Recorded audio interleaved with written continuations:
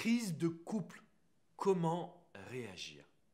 Bonjour à toutes et à tous et bienvenue dans cette minute coaching. Je suis Alexandre Cormon, votre conseiller sentimental depuis 2007 et expert en sauvetage de relations de couple. Comment faire quand vous vivez une crise, quand vous n'arrivez plus à vous comprendre, quand vous n'arrivez plus à communiquer, quand il n'y a plus de sexe, d'intimité, de partage? Comment réagir dans ces cas-là? Avant de vous transmettre mes astuces, mes solutions, je vous invite à mettre un petit pouce bleu, synonyme que vous aimez cette vidéo, le sujet également, et à vous abonner en cliquant sur le bouton juste en dessous. C'est simple, vous allez rejoindre la première communauté du bonheur en amour et du développement personnel en francophonie. Alors comment réagir quand votre couple est en crise? Comment réagir quand vous avez des crises au quotidien et que ça devient invivable? Première étape, avant de sauver le couple, regardez votre vie personnelle. Ce conseil-là, il vaut de l'or.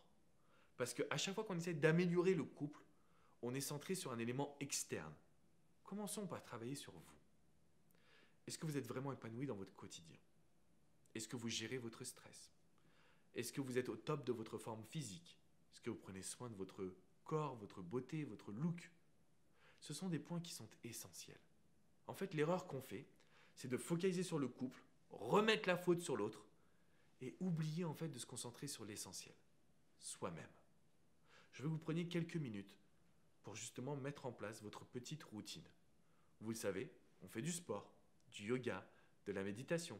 On se fait belle, on se fait beau, on sociabilise, on fait des compliments. Donc première étape, on se recentre sur soi. Deuxième étape, ça ne sert strictement à rien d'essayer d'avoir raison, même quand vous avez raison. Ça va simplement mettre de l'huile sur le feu et votre couple va être encore plus en crise, chose que l'on ne veut surtout pas. Donc ça ne sert à rien d'avoir raison, on ne communique pas avec notre partenaire. Pas tout de suite en tout cas, d'accord? La deuxième étape, c'est de se dire qu'est-ce que je peux mettre en place dans ma vie perso qui ferait aussi plaisir à mon partenaire ou à ma partenaire. Je vous donne un exemple concret. Premièrement, on se concentre sur soi. Deuxièmement, on se dit, bah tiens, j'irais bien au Futuroscope. Tiens, j'irais bien faire des randonnées. Tiens, j'irais bien visiter ce petit village en Italie. Tiens, j'irais bien faire du karting. Et on va proposer ces activités à notre partenaire. Plutôt que de parler, on va se pencher sur les expériences. Et ça, c'est extrêmement puissant. On va se pencher sur le fait de vivre des moments forts. Parce que ça va permettre de ressouder le couple. Et on communiquera par la suite. Étape numéro 3. Écrivez. Tenez déjà dans un premier temps un journal intime. Écrivez ce qui vous passe par la tête. Écrivez également ce que vous désirez pour votre futur. Et soyez le plus précis possible. Si vous me dites, Alex, moi ce que je veux c'est du partage. Ça ne veut rien dire pour votre cerveau. Si vous dites, moi ce que je veux, c'est qu'on partage un moment de qualité tous les matins de 8h à 9h en prenant le petit déjeuner, en mettant de la musique et en se souhaitant une belle journée avec un gros bisou sur le front. Ça, c'est précis. Plus vous allez écrire et déterminer ce que vous désirez, plus vous allez pouvoir le communiquer avec votre partenaire. Mais avant de le communiquer avec votre partenaire, qu'est-ce qu'on va faire? On va se l'appliquer à soi-même. D'abord, on se l'applique à soi-même et ensuite, on incorpore notre partenaire.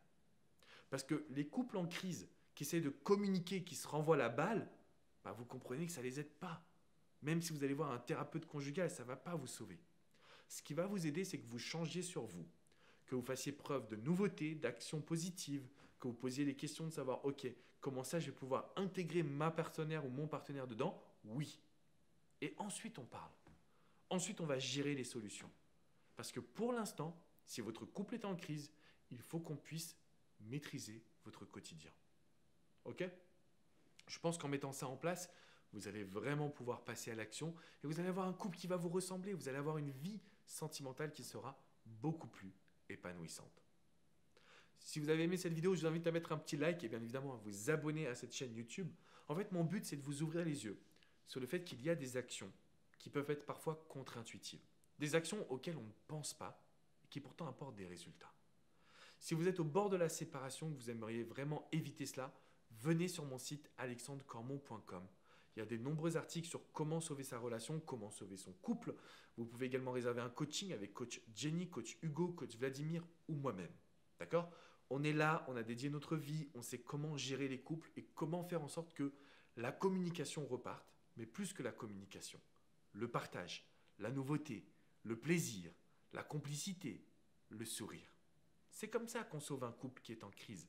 Ce n'est pas en communiquant des problèmes parce qu'ils prennent de plus en plus d'ampleur. Je vous fais une grosse bise les amis, je vous dis à très bientôt pour une prochaine minute coaching. Ciao ciao les amis.